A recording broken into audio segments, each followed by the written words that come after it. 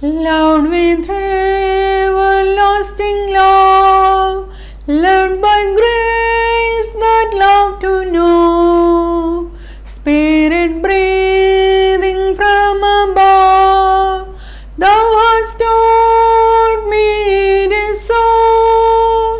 Oh, this full and perfect peace, oh, this transport all divine, in a love which cannot cease. I am His and He is mine, in a love which cannot cease. I am His and He is mine. Things that once were wild alarms cannot now disturb my rest. Closed in everlasting arms, pillowed on the loving breast, oh, to lie forever there, doubt and care and self resign, while He whispers in my ear, I am His and He is mine, while He whispers in my ear, I am His and He is mine. Welcome to Kindergarten at Bethesda, in the mighty name of our Lord and Savior Jesus Christ. വിശ്വസിക്കുന്നവർക്ക് അവൻ തൻ്റെ രക്തം മൂലം പ്രായശ്ചിത്തമാകുവാൻ ദൈവം യേശുക്രിസ്തുവിനെ പരസ്യമായി നിർത്തിയിരിക്കുന്നു. God presented Jesus as a sacrifice of atonement through faith in His blood. Romans chapter 3 verse 25. Dear sisters and brothers in Christ, ഇന്ന് ലോകമെമ്പാടും ജനങ്ങൾ പെസഹ അനുസ്മരിക്കുകയാണല്ലോ. അതിനോടുള്ള ദൈവജനത്തിൻ്റെ പ്രതികരണം എന്തായിരിക്കണമെന്ന് ഗൗരവത്തോടെ നാം കാണേണ്ടിയിരിക്കുന്നു. ഈജിപ്തിലെ അടിമത്തത്തിൽ നിന്നും തൻ്റെ സ്വന്തം ജനതയായ ഇസ്രായേൽ മക്കളെ വിടുവിച്ചു കൊണ്ടുവരുവാൻ ദൈവം മോശയെ നിയോഗിക്കുന്നു. കൂട്ടിനായി സഹോദരനായ അഹ്റോനുമുണ്ട്. പക്ഷേ ഈജിപ്റ്റ് രാജാവായ ഫറവോൻ ഇസ്രായേൽ ജനത്തെ വിട്ടയക്കുവാൻ കൂട്ടാക്കിയില്ല. അവരുടെ എല്ലാ ശ്രമങ്ങളും പരാജയപ്പെട്ടപ്പോൾ ദൈവം 10 ബാധകൾ ഈജിപ്തിൻ്റെ മേൽ അയച്ചു. 9 ബാധകൾ കൊണ്ടും ഫലം കാണാതെ വന്നപ്പോഴാണ് 10ാമത്തെ ബാധയായ കടിഞ്ഞൂൽ സംഹാരം, death of the first born, ദൈവം ഈജിപ്തിൻ്റെ മേൽ അയച്ചത്. നേരത്തെ തന്നെ ഈ മോശയും അഹ്റോനും തൻ്റെ ദൗത്യം ഫറവോൻ രാജാവിനെ അറിയിച്ചിരുന്നു. എന്തായിരുന്നു അവരുടെ ദൗത്യം? മരുഭൂമിയിൽ എന്നെ ആരാധിപ്പാൻ എൻ്റെ ജനത്തെ വിട്ടയക്ക എന്ന് കൽപ്പിച്ച് എബ്രായരുടെ ദൈവമായ യഹോവ എന്നെ നിന്റെ അടുക്കൽ അയച്ചിരിക്കുന്നു എന്ന് മോശ ഫറവോനോട് പറഞ്ഞിരുന്നു. പക്ഷേ ഇപ്പോൾ ഫറവോന് അത്ഭുതം കാണണം. മോശ അഹരോനോട് പറഞ്ഞു, നിന്റെ കയ്യിലിരിക്കുന്ന ആ വടിയുണ്ടല്ലോ, അത് നിലത്തിടുക. രാജാവായ ഫറവോൻ്റെയും രാജഭൃത്യന്മാരുടെയും മുമ്പാകെ അഹ്റോൻ തൻ്റെ വടി നിലത്തിട്ടപ്പോൾ അത് സർപ്പമായി തീർന്നു. അവരെല്ലാവരും ഭയപ്പെട്ടു പോയി. പെട്ടെന്ന് ഫറവോൻ ദേശത്തെല്ലായിടവുമുള്ള വിദ്വാൻമാരെയും ക്ഷുദ്രക്കാരെയും വിളിപ്പിച്ചു. അവർ രാജസന്നിധിയിൽ വന്നു നിന്നു. ആ വിദ്വാൻമാർ ഓരോരുത്തരും തങ്ങളുടെ വടി നിലത്തിട്ടു. മന്ത്രവാദത്താൽ അതെല്ലാം സർപ്പങ്ങളായി മാറി. ഇവിടെ നാം കാണുന്ന ട്വിസ്റ്റ്, അഹ്റോൻ്റെ വടി ഈ മന്ത്രവാദികളുടെ വടികളെല്ലാം വിഴുങ്ങിക്കളഞ്ഞു. ഇത് കണ്ടപ്പോൾ ഫറവോൻ രാജാവിന് മനസ്സിലാക്കാമായിരുന്നു, എബ്രായരുടെ ദൈവമായ യഹോവയാണ് സാക്ഷാൽ ദൈവം. അവൻ മാത്രമാണ് ആരാധനയ്ക്ക് യോഗ്യൻ.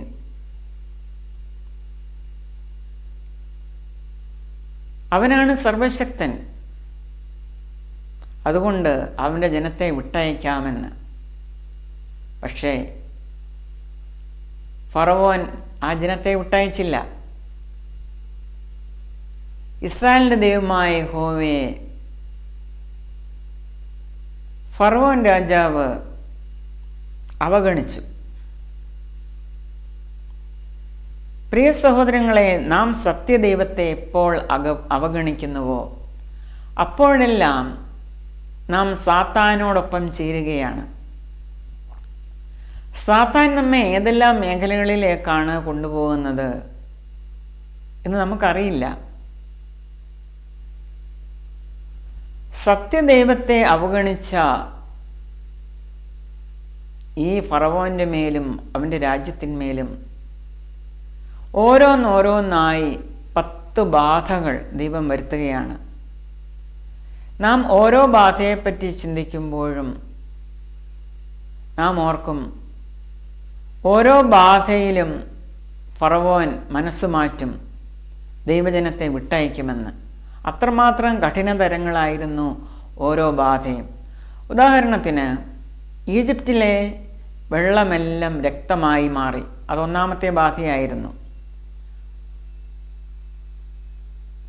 നദികളിലെ മത്സ്യങ്ങളെല്ലാം ചത്തുനാറി. കുടിക്കുവാൻ ഒരു തുള്ളി ശുദ്ധജലം പോലും ഇല്ലായിരുന്നു. എന്നിട്ടും ഫറവോൻ ജനത്തെ വിട്ടയച്ചില്ല. ഫറവോൻ്റെ ഹൃദയം കൂടുതൽ കഠിനമായി. രണ്ടാമതായി, ദേശത്തെല്ലാം തവളകൾ വ്യാപിച്ചു. മൂന്നാമതായി, ദേശത്തെല്ലാം പേൻ പെരുകി. നാലാമതായി, നായീച്ച പെരുകി, ഫ്ലൈസ്. പിന്നീട് വളർത്തുമൃഗങ്ങൾക്കെല്ലാം വ്യാധി പിടിപെട്ടു, ലൈഫ് സ്റ്റോക്ക് പെസ്റ്റിലൻസ്. അതുപോലെ തന്നെ മനുഷ്യരുടെയും മൃഗങ്ങളുടെയും മേൽ പുണ്ണ് ഉണ്ടായി, ബോയിൽസ്. ഏഴാമതായി, കന്മഴ, ഹെയിൽ സ്റ്റോൺസ്. എട്ടാമതായി, ദേശത്തെല്ലാം വെട്ടുക്കിളികൾ വന്നു, പച്ചായതെല്ലാം തിന്നുകളഞ്ഞു. എന്നിട്ടും ഫറവോൻ ദൈവജനത്തെ വിട്ടയച്ചില്ല. ഒൻപതാമതായി, ദേശത്തെല്ലാം കൂരിരുട്ടുണ്ടായി.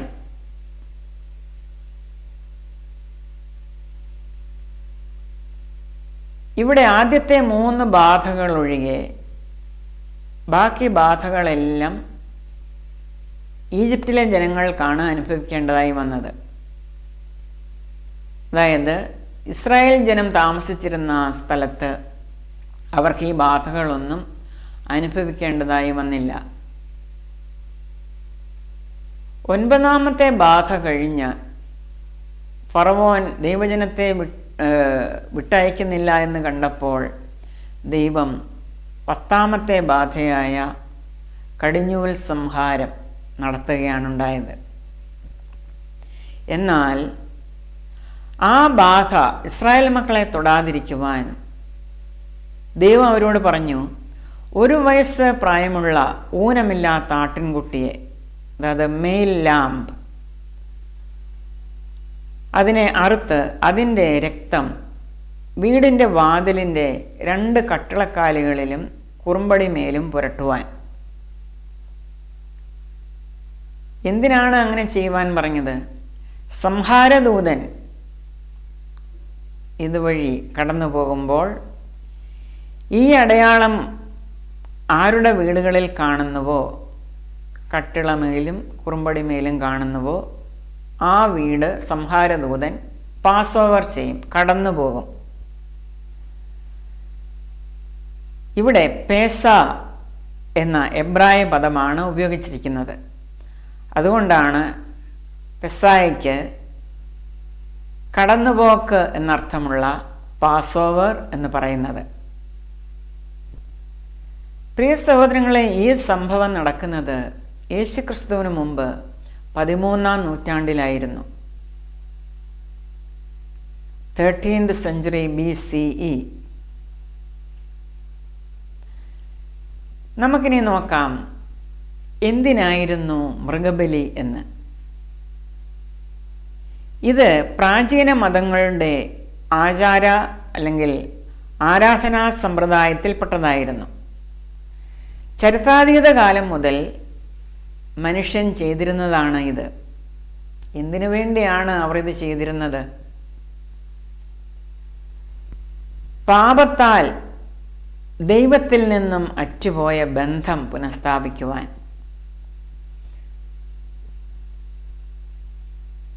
അവർ ഏത് ദൈവത്തെയാണ് ആരാധിച്ചിരുന്നത് എന്ന് നമുക്കറിയില്ല.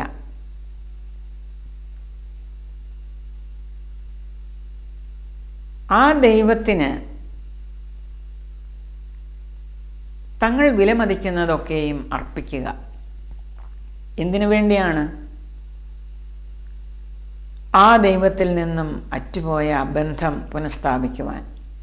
Giving up something valuable in order that something more valuable might be obtained.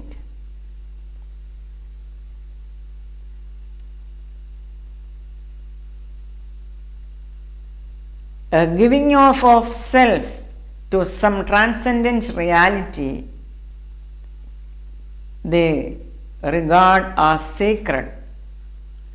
പവിത്രമെന്നോ transcendent reality എന്നോ, അതായത് പ്രകൃത്യാതീതമായ ഒരു യാഥാർത്ഥ്യമെന്നോ അവർ കരുതിയിരുന്ന ഒന്നിനു വേണ്ടി തങ്ങൾക്കുള്ള ഏറ്റവും നല്ല, ഏറ്റവും വിലപിടിപ്പുള്ള, തങ്ങൾ ഏറ്റവും മൂല്യമുള്ളതെന്ന് കരുതിയിരുന്നതൊക്കെയും സമർപ്പിക്കുക. അതവരുടെ പാപങ്ങളുടെ പരിഹാരത്തിനായിട്ടായിരുന്നു. അവർക്കറിയാം പാപം ചെയ്താൽ ആ സത്യത്തിൽ നിന്ന് അവർ അകന്നു പോകുമെന്നുള്ളത്. തങ്ങൾക്കുള്ളതെല്ലാം കൊടുത്ത് കൂടുതൽ ഭക്തി മൂത്ത് തങ്ങളുടെ കുഞ്ഞുങ്ങളെയോ അതുപോലെ തങ്ങളെ തന്നെയോ ബലിയായി കൊടുക്കുന്ന ഒരു അവസ്ഥയിലേക്ക് മനുഷ്യർ പോയതായി നാം കാണുന്നു. നരബലി.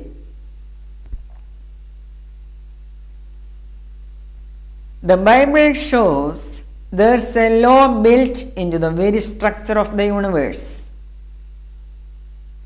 ഈ അണ്ഡകടാഹത്തിൻ്റെ ഘടനയിൽ തന്നെ ഒരു നിയമം ഉൾക്കൊണ്ടിരിക്കുന്നു. എന്താണത്? When somebody sins, somebody pays. ഒരുവൻ പാപം ചെയ്താൽ അവനതിന് വില കൊടുക്കേണ്ടി വരുന്നു. All sin has to be dealt with. ദൈവം വച്ചിരിക്കുന്ന ഒരു യാഥാർത്ഥ്യമാണ് അത്.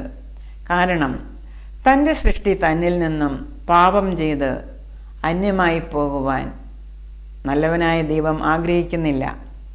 അവർ വിശുദ്ധരായി നിലകൊള്ളണം. അതാണ് ദൈവത്തിൻ്റെ ആഗ്രഹം.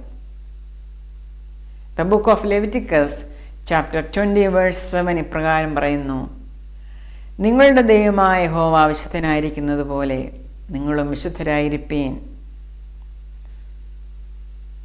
ഒരുവൻ പാപം ചെയ്താൽ അതിൻ്റെ കോൺസിക്വൻസസ് ദൂരവ്യാപകമാണ്.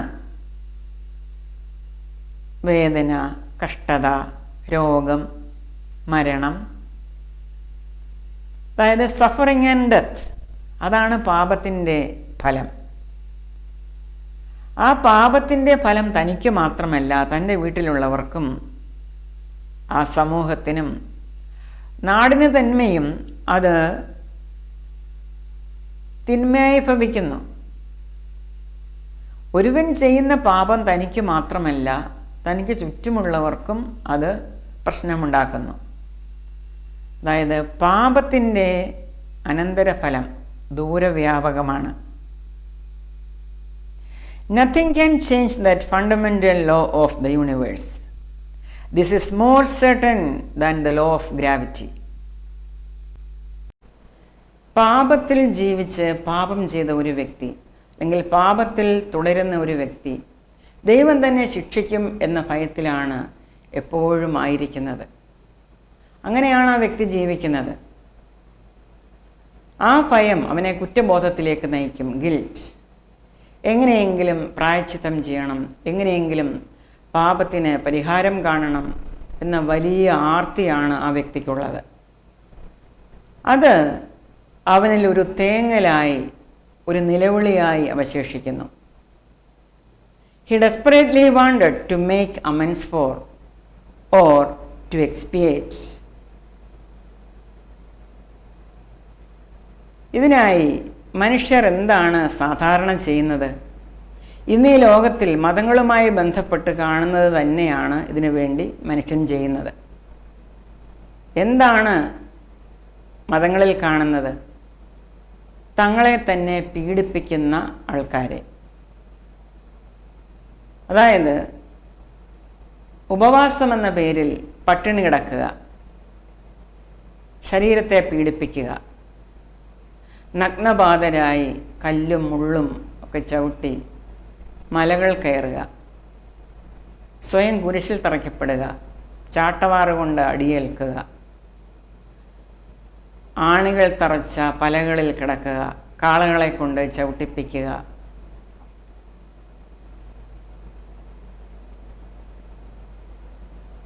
ഭിത്തികളിലും അതുപോലെ കൽക്കുരിശുകളിലും മറ്റും തല കൊണ്ടുചെന്ന് അടിക്കുക, സ്വയം കുരിശിൽ തറയ്ക്കപ്പെടുക, ഇങ്ങനെ പല പല കാര്യങ്ങളാണ്, പീഡനങ്ങൾ മനുഷ്യ ശരീരത്തിൽ അവർ ഏൽക്കുന്നത്. അടുത്തതായി, തങ്ങളുടെ കഷ്ടതകൾക്ക് കാരണം അഥവാ തങ്ങൾ പാപം ചെയ്യുവാനിടയായത് അപരൻ നിമിത്തമാണെന്ന് പറഞ്ഞ് അപരനെ പീഡിപ്പിക്കുകയും വേണ്ടി വന്നാൽ കൊല്ലുകയും ചെയ്യുന്നു. പാപങ്ങൾക്ക് പ്രതിശാന്തി കാണുവാൻ, പരിഹാരം കാണുവാൻ, അല്ലെങ്കിൽ പ്രായശ്ചിത്തം ചെയ്യുവാൻ മനുഷ്യൻ എന്തും ചെയ്യുന്ന ഒരവസ്ഥയിലേക്ക് എത്തിച്ചേരുന്നു. പിശാച് ഇതിന് എണ്ണയും പകർന്നു കൊടുക്കും. മനുഷ്യൻ ക്രൂരത പ്രവർത്തിക്കുന്നവനായി മാറുന്നു. അതാണ് നാം കാണുന്നത്. അകൃത്യഭാരം ചുമക്കുന്ന ജനത്തെ, അതായത് ഈ പാപഭാരവും പേറിക്കൊണ്ട് അവർ നടക്കുകയാണ്. ഇത് എവിടെ കൊണ്ട് ഒന്ന് ഇറക്കി വയ്ക്കണം, ആരോട് തങ്ങൾ ചെയ്ത പാപമൊക്കെ ഒന്ന് ഏറ്റു പറയണം എന്നറിയാതെ അവർ ഉഴലുകയാണ്. അവർക്ക് ഉറങ്ങുവാൻ കഴിയുകയില്ല. വർഷങ്ങളോളം ഉറങ്ങാത്ത മനുഷ്യരുണ്ട്. അവർ അതിഭയങ്കരമായ ശബ്ദങ്ങൾ കേൾക്കുന്നു, അതുപോലെ അശരീരികൾ കേൾക്കുന്നു. തങ്ങളുടെ ഉള്ളിൽ എക്സ്പ്ലോഷൻ നടക്കുന്നതായി, വലിയ ശബ്ദങ്ങൾ കേൾക്കുന്നതായി അവർ അനുഭവിക്കുന്നു. അവർക്ക് സ്വസ്ഥതയില്ല. പാപം ചെയ്ത് അല്ലെങ്കിൽ പാപഭാരവും പേറിക്കൊണ്ട് നടക്കുന്ന, അല്ലെങ്കിൽ അതിന് പ്രതിശാന്തി കാണാത്ത വ്യക്തികളെ പിശാച് കൂടുതൽ ക്രൂരത പ്രവർത്തിക്കുന്നതിനായി ഉപയോഗിക്കുന്നു. കാരണം സാത്താൻ വന്നിരിക്കുന്നത് മോഷ്ടിക്കുവാനും അറുക്കുവാനും മുടിക്കുവാനുമായി മാത്രമാണ്. അതിനല്ലാതെ സാത്താൻ വരുന്നില്ല എന്നാണ് വിശുദ്ധ ബൈബിൾ പറയുന്നത്. ഒരു മനുഷ്യ വ്യക്തികളെ പോലും രക്ഷിക്കണം, അല്ലെങ്കിൽ അവന് സമാധാനം കൊടുക്കണം എന്ന് പിശാച് ആഗ്രഹിക്കുന്നില്ല. മനുഷ്യൻ്റെ ശത്രുവാണ് പിശാച്. എങ്ങനെയെങ്കിലും പാപഭാരത്തിൽ അല്ലെങ്കിൽ അകൃത്യഭാരത്തിൽ അവനെ ആഴ്ത്തിക്കളയുക. ലോകത്തിൽ ധാരാളം ഭരണാധികാരികളെ ഇതുപോലെ ക്രൂരത പ്രവർത്തിക്കുന്നവരായി നമുക്ക് കാണുവാൻ കഴിയും. തങ്ങളുടെ രാജ്യത്തിന് ഭവിച്ചത് മറ്റാരുടെയോ അല്ലെങ്കിൽ മറ്റൊരു ജനവിഭാഗത്തിൻ്റെയോ ഒരു വംശത്തിൻ്റെയോ സാന്നിധ്യമാണ് എന്ന് ധരിച്ചു വശായി ആ ജനതയെ ഉന്മൂലനം ചെയ്യുവാൻ വേണ്ടി കച്ചകെട്ടി ഇറങ്ങിയിരിക്കുന്ന ഭരണാധികാരികളെ നമുക്കറിയാം. ഇതിപ്പോഴും സംഭവിച്ചുകൊണ്ടിരിക്കുന്നതാണ്. ഞാനിവിടെ ചില പേരുകൾ പറയാം. ചില ആളുകളുടെ പേരുകളാകാം, സ്ഥലങ്ങളുടെ പേരുകളാകാം, വംശങ്ങളുടെ അല്ലെങ്കിൽ ജാതികളുടെ പേരുകളാകാം. ആ പേരുകൾ കേൾക്കുമ്പോൾ തന്നെ അവരാൽ നടന്നതും അല്ലെങ്കിൽ ആ സ്ഥലങ്ങളിൽ നടന്നതുമായ ക്രൂരതകൾ നമ്മുടെ ഓർമ്മയിലേക്ക് ഓടിയെത്തും.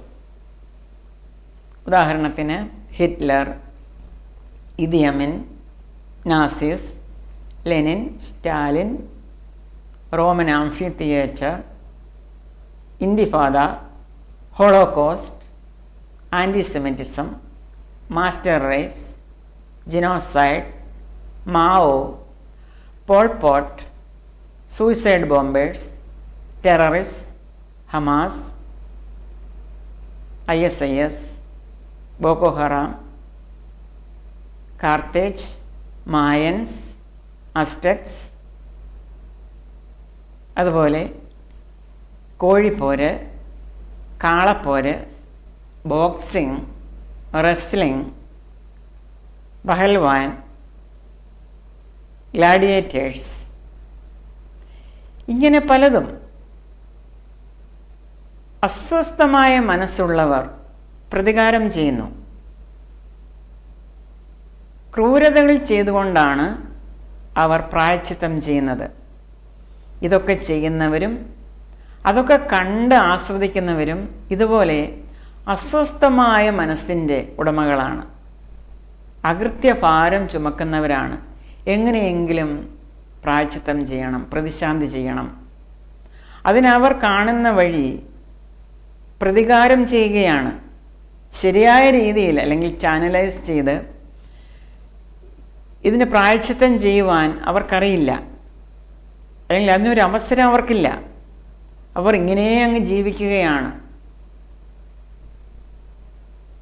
Man's fear and guilt lead him to atonement. പ്രായശ്ചിത്തം അഥവാ atonement is a deep and basic need and only God can meet this need.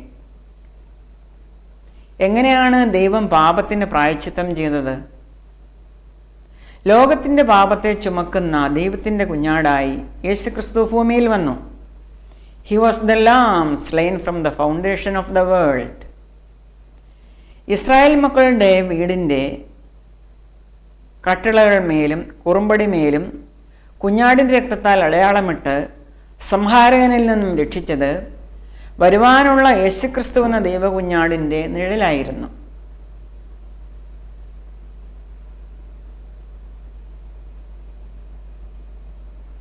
നാം ആദ്യം ഇത് കണ്ടതാണ്. അതായത് കടിഞ്ഞൂൽ സംഹാരം എന്ന ബാധ ഈജിപ്തിലെ ജനങ്ങൾക്ക് അല്ലെങ്കിൽ ഈജിപ്തിൽ ദൈവം വരുത്തിയപ്പോൾ എങ്ങനെയാണ് തൻ്റെ ജനത്തെ സംഹാരകനിൽ നിന്നും ദൈവം രക്ഷിച്ചത്?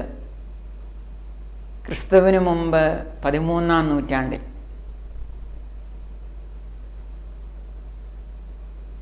ദൈവം അവരോട് പറഞ്ഞു, ഒരു ഊനമില്ലാത്ത 1 വയസ്സ് പ്രായമുള്ള ആൺ ആട്ടിൻകുട്ടിയെ അറുത്ത് അതിൻ്റെ രക്തം നിങ്ങളുടെ വീടിൻ്റെ കട്ടിളക്കാൽ 2-ന്മേലും കുറുമ്പടിമേലും പുരട്ടുക. സംഹാരകൻ ഇതുവഴി കടന്നു പോകുമ്പോൾ ഈ രക്തം കാണുമ്പോൾ കടന്നു പോകും, പാസ് ഓവർ ചെയ്യും. അങ്ങനെയാണ് അന്ന് ഇസ്രായേൽ മക്കൾ പേസ എന്ന വാക്കാണ്, ഹീബ്രു വാക്കാണ് അവിടെ ഉപയോഗിച്ചത്. കടന്നുപോക്ക് അല്ലെങ്കിൽ പാസ് ഓവർ. ഇവിടെ നാം മനസ്സിലാക്കേണ്ടത്, അന്ന് ഇസ്രായേൽ മക്കളോട് ആ കുഞ്ഞാടിൻ്റെ രക്തമെടുത്ത് അവിടെ പുരട്ടണം എന്ന് പറഞ്ഞത് എന്തിൻ്റെ മുൻകുറിയായിരുന്നു? വരുവാനുള്ള യേശുക്രിസ്തു എന്ന ദൈവ കുഞ്ഞാടിൻ്റെ മുൻകുറിയായിരുന്നു. അതുകൊണ്ടാണ് യേശു അല്ലെങ്കിൽ ഇന്ന് യേശുക്രിസ്തു നമുക്കെല്ലാവർക്കും വേണ്ടി ദൈവ കുഞ്ഞാടായി നമ്മുടെ പാപത്തിന് പരിഹാരമായി ആയിരിക്കുന്നത്. അന്ന് ദൈവം ആ ജനത്തോട് അങ്ങനെ പറഞ്ഞെങ്കിൽ അത് നൂറ്റാണ്ടുകൾക്ക് ശേഷം ഈ ഭൂമിയിൽ അവതരിച്ച യേശുക്രിസ്തുവാകുന്ന ദൈവ കുഞ്ഞാടിൻ്റെ നിഴലായിരുന്നു. ദൈവം പറയുന്നതിന് ഒരു ഉദ്ദേശമുണ്ട്. കാരണം atonement is a deep and basic need and only God can meet this need. ദൈവം എങ്ങനെയാണ് പാപത്തിന് പ്രായശ്ചിത്തം ചെയ്തത്? യേശുക്രിസ്തുവിലൂടെയാണ് അത് ചെയ്തത്. അതുകൊണ്ടാണ് യേശുക്രിസ്തുവിനെ ലോകത്തിൻ്റെ പാപത്തെ ചുമക്കുന്ന ദൈവത്തിൻ്റെ കുഞ്ഞാടായി നാം പറയുന്നത്. He was the lamb slain from the foundation of the world. പേസ എന്നത് ഇസ്രായേൽക്കാർ, അതായത് അന്നത്തെ ഇസ്രായേൽ മക്കളുടെ ശാരീരിക മരണം എന്ന അടിമത്തത്തിൽ നിന്നുള്ള വിടുതലായിരുന്നു. അതായത് ഫ്രം ഫിസിക്കൽ ഡെത്ത്. എന്നാൽ യേശുക്രിസ്തുവിലൂടെ നടന്നത് സർവ്വലോകത്തിൻ്റെയും പാപം മോചിച്ച് അവരുടെ ആത്മാക്കളുടെ നിത്യനാശം എന്ന അടിമത്തത്തിൽ നിന്നുള്ള വിടുതലായിരുന്നു. മനുഷ്യൻ്റെ സർവ്വതോന്മുഖമായ വിടുതൽ. ഇന്ന് ആരെങ്കിലും പെസ ആചരിക്കുന്നുണ്ടോ? യഹൂദന്മാരോട് ദൈവം പറഞ്ഞു, നിങ്ങൾ തലമുറയായി ഇത് ഓർക്കണം, നിങ്ങൾ എങ്ങനെയാണ് അന്ന് മരണത്തിൽ നിന്ന് രക്ഷപ്പെട്ടത് എന്ന്. അതുകൊണ്ട് അവർ ആചരിക്കുന്നുണ്ടായിരിക്കാം. പക്ഷേ യഹൂദന്മാർ പേസ ആചരിക്കുന്നത് പോലെ ഇന്ന് നാം അത് ആചരിക്കേണ്ടതില്ല. കാരണം ആ വിടുതൽ സംഭവിച്ചു കഴിഞ്ഞതാണ് ക്രിസ്തുവിന് മുമ്പ് 13-ാം നൂറ്റാണ്ടിൽ. ഇന്ന് നാം ആഘോഷിക്കേണ്ടത് അതല്ല. ഇന്ന് നാം സെലിബ്രേറ്റ് ചെയ്യേണ്ടത് ലോകസ്ഥാപനം മുതൽ കൊരുളിറക്കപ്പെട്ട ദൈവകുഞ്ഞാടായ യേശുക്രിസ്തു മാനവരാശിക്ക് നേടിക്കൊടുത്ത നിത്യരക്ഷയെയും നിത്യജീവനെയും അത് തന്ന ആ യേശുക്രിസ്തുവിനെയുമാണ്. Celebrate Jesus. ഇത് ഒരു ദിവസത്തേക്കുള്ള ഓർമ്മയല്ല, എപ്പോഴും ഓർക്കേണ്ടതാണ്, എപ്പോഴും മനനം ചെയ്യേണ്ടതാണ്. കാരണം അതിന് വ്യക്തമായ കാരണങ്ങളുണ്ട്. ഒന്നാമതായി, വിശ്വസിക്കുന്നവർക്ക് അവൻ തൻ്റെ രക്തം മൂലം പ്രായശ്ചിത്തമാകുവാൻ ദൈവം യേശുവിനെ പരസ്യമായി നിർത്തിയിരിക്കുന്നു.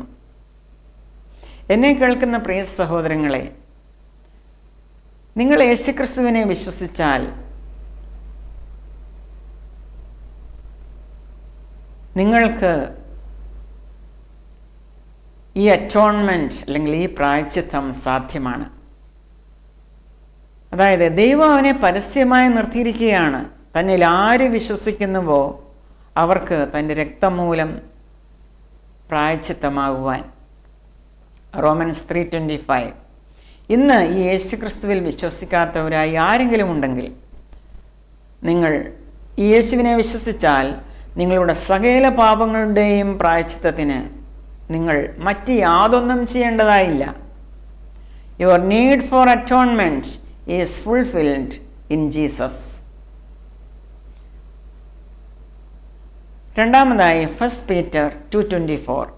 നാം പാപം സംബന്ധിച്ച് മരിച്ച് നീതിക്ക് ജീവിക്കേണ്ടതിന് യേശുക്രിസ്തു തൻ്റെ ശരീരത്തിൽ നമ്മുടെ പാപങ്ങളെ ചുമന്നുകൊണ്ട് കുരിശിന്മേൽ കയറി. അവൻ്റെ അടിപ്പിണരാൽ നമുക്ക് സൗഖ്യം വന്നിരിക്കുന്നു. നമുക്ക് യേശുവിലെ വിശ്വാസത്താലാണ് രോഗസൗഖ്യം വന്നിരിക്കുന്നത്. മൂന്നാമതായി, യേശുക്രിസ്തുവിൻ്റെ പ്രായശ്ചിത്ത ബലി അല്ലെങ്കിൽ പാപപരിഹാര ബലി നാം ഉൾക്കൊള്ളുമ്പോൾ നമ്മുടെ ഉള്ളിൽ ആ അറ്റോൺമെൻറ്റിൻ്റെ ആ ആർത്തി അല്ലെങ്കിൽ ആ ക്രേവിങ് ഫോർ അറ്റോൺമെൻറ്റിന് തൃപ്തി ഉണ്ടാകും. തൃപ്തിയില്ലാത്ത മനസ്സുമായി നാം നടക്കേണ്ടതില്ല.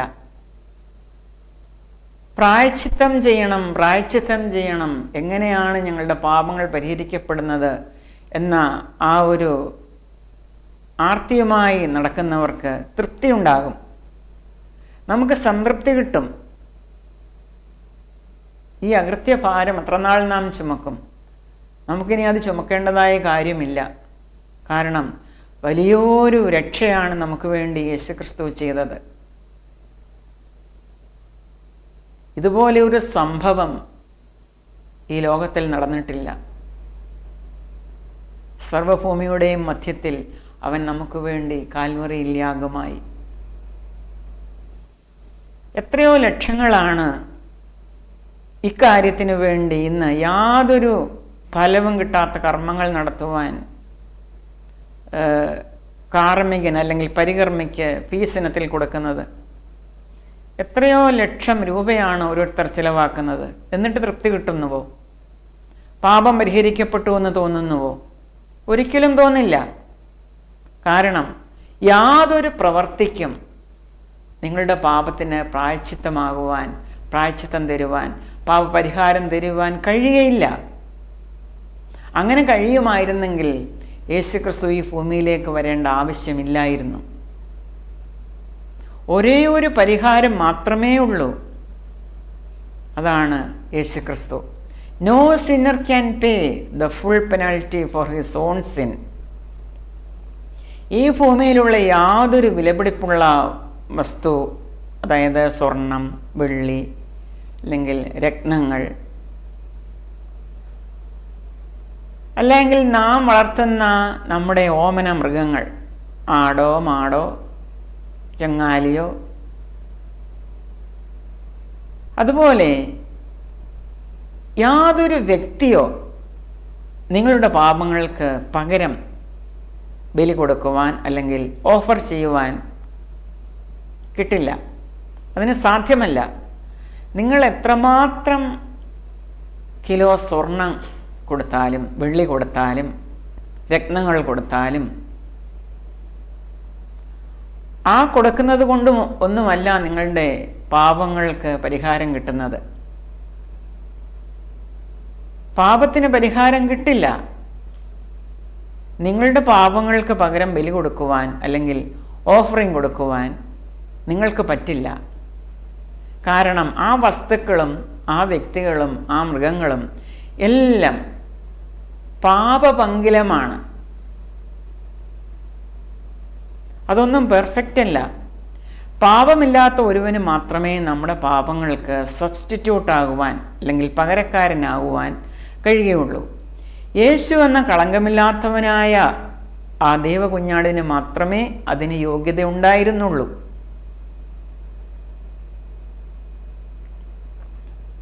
നാലാമതായി 1 John chapter 2 verse 2. അവൻ നമ്മുടേതിന് മാത്രമല്ല സർവ്വലോകത്തിൻ്റെ പാപത്തിനും പ്രായശ്ചിത്തമാകുന്നു. അവൻ പൂർണ്ണ ദൈവമായതുകൊണ്ടാണ് സർവ്വലോകത്തിൻ്റെയും സർവ്വപാപങ്ങളും വഹിക്കുവാൻ കഴിഞ്ഞത്.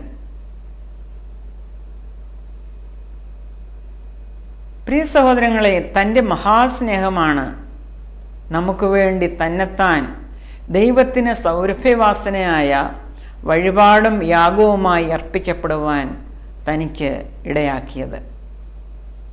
Ephesians chapter 5 verse 2.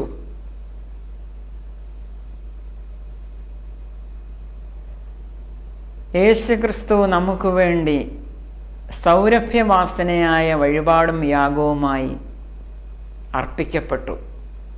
അതുപോലെ ഒരു യാഗം ലോകത്തിൽ നടന്നിട്ടില്ല, ഒരിക്കലും നടക്കുകയുമില്ല.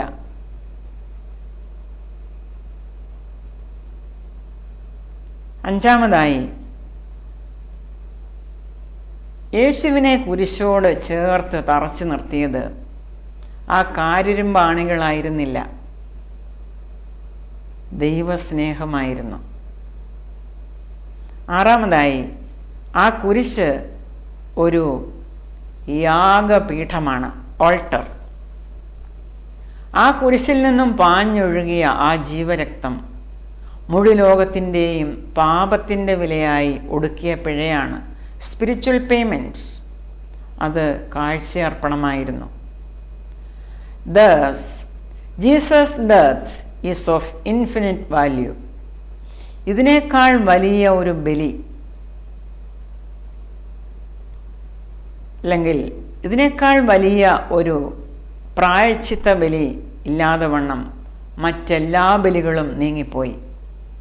അതുകൊണ്ടാണ് നാം പാടുന്നത്, ബലികളെ നീക്കിയിടും തിരുബലി ധന്യം താൻ എന്ന്. എല്ലാ ബലികളും യേശുക്രിസ്തുവിൻ്റെ ഈ ബലിയാൽ നീങ്ങിപ്പോയി. അതിന് ഒരു അവസാനമായി. ഇനി ആരും ബലി അർപ്പിക്കേണ്ട കാര്യമില്ല. ബലികളെ നീക്കിയിടും തിരുബലി ധന്യം താൻ.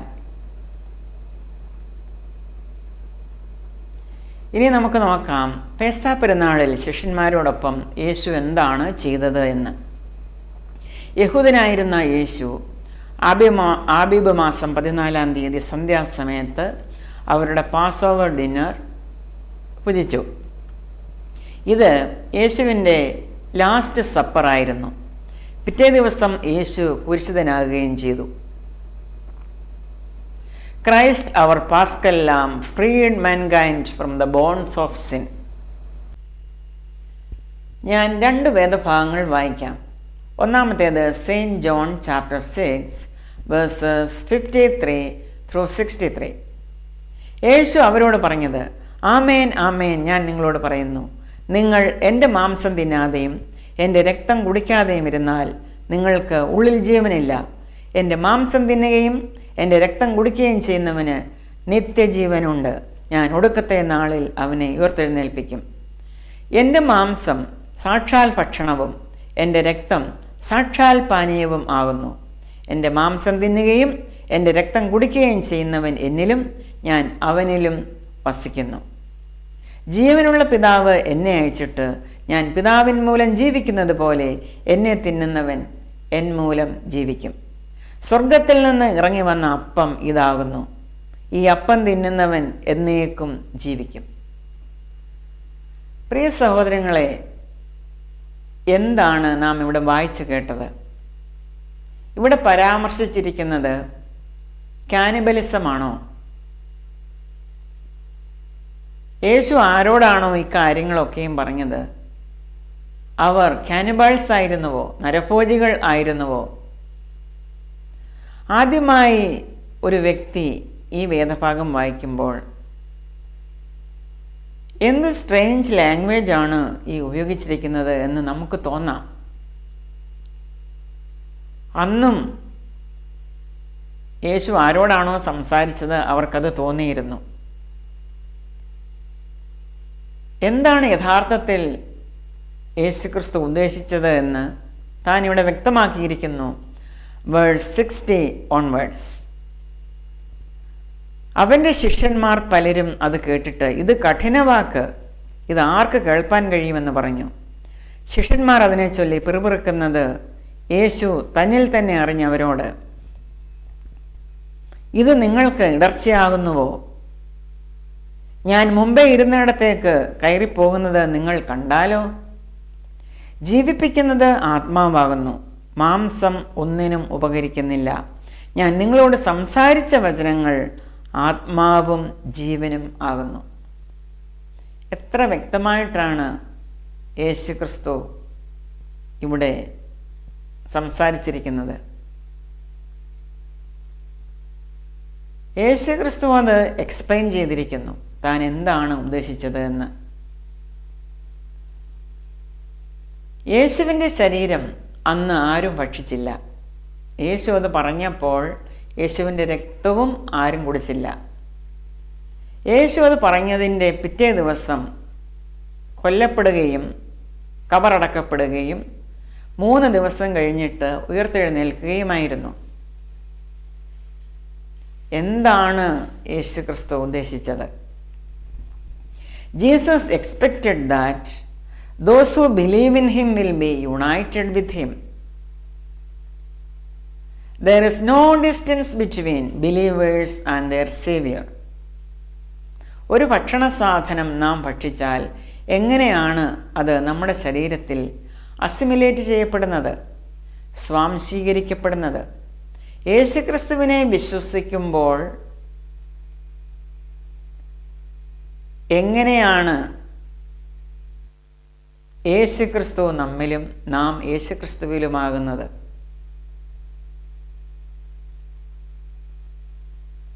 Faith in Jesus unites us with Jesus. നാം യേശുവിനെ നമ്മുടെ ഉള്ളിൽ സ്വാംശീകരിക്കുകയാണ് ചെയ്യുന്നത്. ഈ ഒരൊറ്റ കാരണമാണ് യേശുക്രിസ്തുവിലുള്ള വിശ്വാസം ഇത്രമാത്രം ഫലമുള്ളതും ജീവിത രൂപാന്തരം വരുത്തുന്നതുമായിരിക്കുന്നത്. ഒരുവൻ ക്രിസ്തുവിലായാൽ അവൻ പുതിയ സൃഷ്ടിയാവുന്നു. പഴയത് കഴിഞ്ഞുപോയി, ഇതാ അത് പുതുതായി തീർന്നിരിക്കുന്നു. അതിനൊക്കെയും ദൈവം തന്നെ കാരണഭൂതൻ. എന്തുകൊണ്ടാണ് എൻ്റെ ശരീരം സാക്ഷാൽ ഭക്ഷണവും എൻ്റെ രക്തം സാക്ഷാൽ പാനീയവുമാണ് എന്ന് യേശു പറഞ്ഞത്? സാധാരണ ഭക്ഷണപാനീയങ്ങൾ അനുഭവിക്കുന്ന വ്യക്തികൾക്ക് വീണ്ടും വിശക്കുകയും വീണ്ടും ദാഹിക്കുകയും ചെയ്യും. ഒടുവിൽ അവർ മരിച്ചു പോവുകയും ചെയ്യുന്നു. സാധാരണ ഭക്ഷണങ്ങൾക്ക് ഒരു മനുഷ്യൻ്റെ ആത്മാവിന് നിത്യജീവനേകുവാൻ സാധിക്കില്ല. എന്നാൽ യേശുവുമായി ഇഴുകിച്ചേരുമ്പോൾ അവനിലെ വിശ്വാസത്താൽ നമുക്ക് ലഭിക്കുന്നത് നിത്യജീവനും അനുഗ്രഹങ്ങളുമാണ്. ഇക്കാര്യങ്ങളെപ്പറ്റി വിശുദ്ധ പൗലോസ്ലീഹായ്ക്ക് ലഭിച്ച വെളിപ്പാടുകൾ എന്താണെന്ന് നോക്കാം.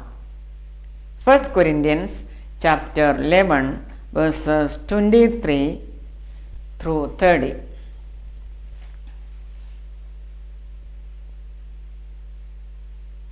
ഞാൻ കർത്താവിങ്കിൽ നിന്ന് പ്രാപിക്കുകയും നിങ്ങൾക്ക് ഏൽപ്പിക്കുകയും ചെയ്തത് എന്തെന്നാൽ, കർത്താവായ യേശുവിനെ കാണിച്ചു കൊടുത്ത രാത്രിയിൽ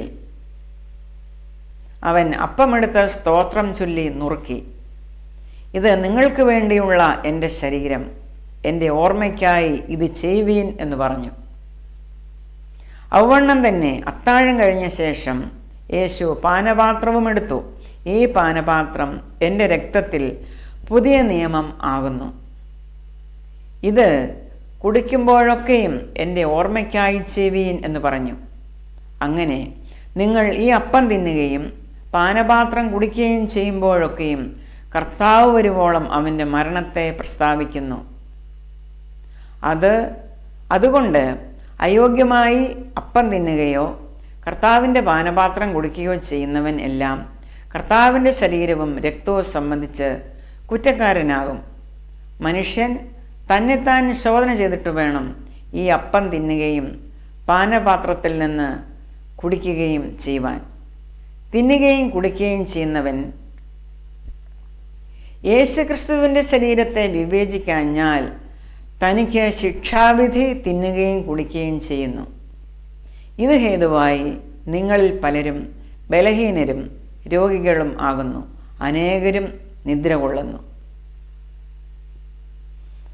എത്ര വ്യക്തമായ വെളിപ്പാടാണ് നമ്മുടെ കർത്താവ് പൗലോസ് അപ്പോസ്തലന് ഇക്കാര്യത്തിൽ കൊടുത്തിരിക്കുന്നത് എന്ന് നമുക്ക് കാണുവാൻ കഴിയും. ഒന്നാമതായി, കർത്താവിനെ തന്നെയാണ് നമുക്ക്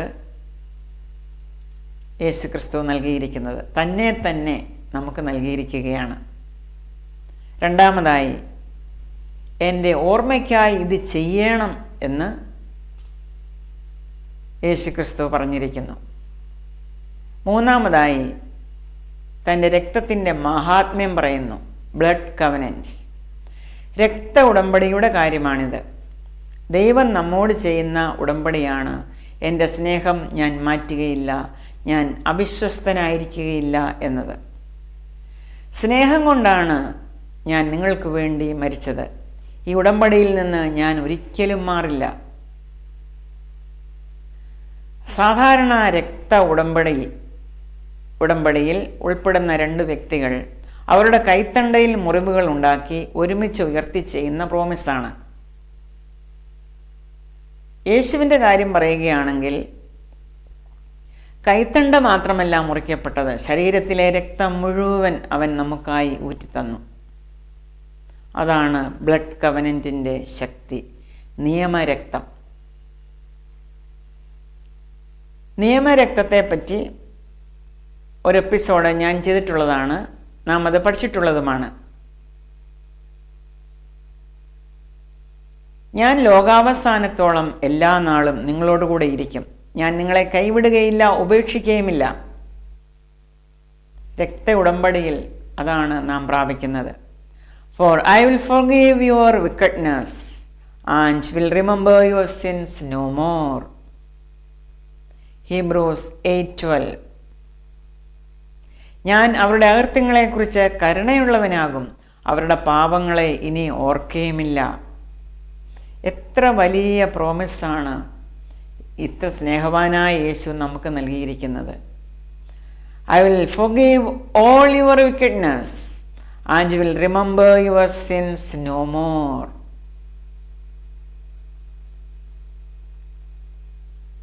നാലാമതായി, കർത്താവിൻ്റെ വരവിനെ നാം ഓർക്കുന്നു. കർത്താവിൻ്റെ മടങ്ങി വരവ് സുനിശ്ചിതമാണ് എന്നതാണ് അതുകൊണ്ട് നമുക്ക് അർത്ഥമാക്കാവുന്നത്. അഞ്ചാമതായി, വളരെ ഗൗരവമായി യേശുവിൻ്റെ കഷ്ടാനുഭവ, ക്രൂശീകരണ, പുനരുത്ഥാന, മടങ്ങി വരവുകളെ നാം മനനം ചെയ്യണം. കർത്താവിൻ്റെ ശരീരരക്തങ്ങളെ ഗൗരവതരമായി നാം കാണണം. യേശുവിൻ്റെ ശരീരം എന്തിനാണ് ഇപ്രകാരം തകർക്കപ്പെട്ടത് എന്ന് നാം മനസ്സിലാക്കണം. നാം അത് വിവേചിക്കണം. അല്ലായെങ്കിൽ ശിക്ഷാവിധിയിൽ അകപ്പെടും.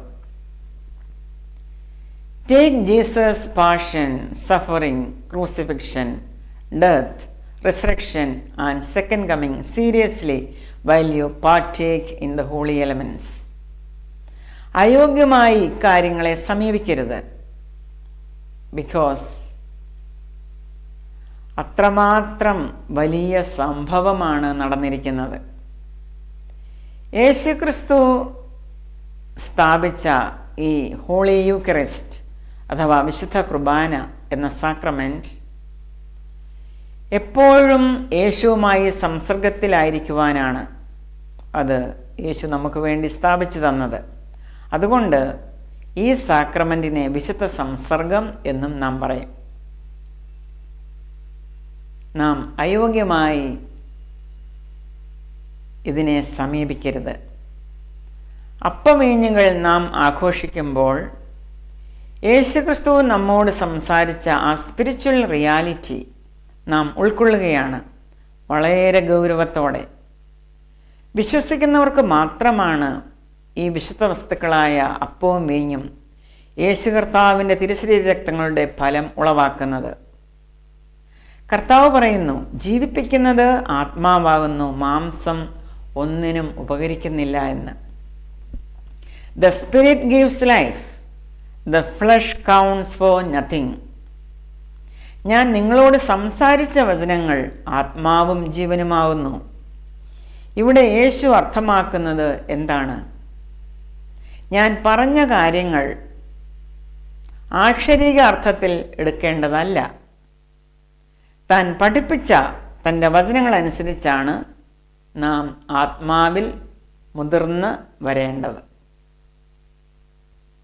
Saint John chapter 5 verse 24. ആമേൻ ആമേൻ ഞാൻ നിങ്ങളോട് പറയുന്നു, എൻ്റെ വചനം കേട്ട് എന്നെ അയച്ചവനെ വിശ്വസിക്കുന്നവന് നിത്യജീവനുണ്ട്. അവൻ ന്യായവിധിയിൽ ആകാതെ മരണത്തിൽ നിന്ന് ജീവങ്കിലേക്ക് കടന്നിരിക്കുന്നു. Those who listen to my message and believe in God have eternal life. They will never be condemned for their sins. ഈ സത്യസുവിശേഷം വിശ്വസിക്കുക. യേശുവിലെ വിശ്വാസം അത് നമ്മുടെ ബോധ്യത്തേക്കാൾ നാമും യേശുവും തമ്മിലുള്ള വൈറ്റൽ കണക്ഷനാണ്. ദൈവസ്നേഹം യേശുവിലൂടെ നമ്മെ അംഗീകരിച്ചിരിക്കുകയാണ്. നമ്മുടെ കുറ്റബോധം യേശു ക്യാൻസൽ ചെയ്തിരിക്കുന്നു. നാം യേശുവുമായി അറ്റ് വൺ മെൻറ്റ് ആയിരിക്കുകയാണ്, അനുരഞ്ജനത്തിലായിരിക്കുകയാണ്, റെക്കൺസൈൽഡ് ആയിരിക്കുകയാണ്. പ്രിയ സഹോദരങ്ങളെ, കിൻഡർഗാർഡൻ ബെഥെസ്ദയിലെ ഈ ശുശ്രൂഷ നിങ്ങൾക്ക് അനുഗ്രഹമായി എന്ന് ഞാൻ കരുതുകയാണ്. പുതിയ ഒരു എപ്പിസോഡുമായി നാം വീണ്ടും കണ്ടുമുട്ടും വരെയും കർത്താവായ യേശുക്രിസ്തുവിൻ്റെ കൃപ നിങ്ങളോടുകൂടെ ഉണ്ടായിരിക്കട്ടെ. I bless you in Jesus name. Amen.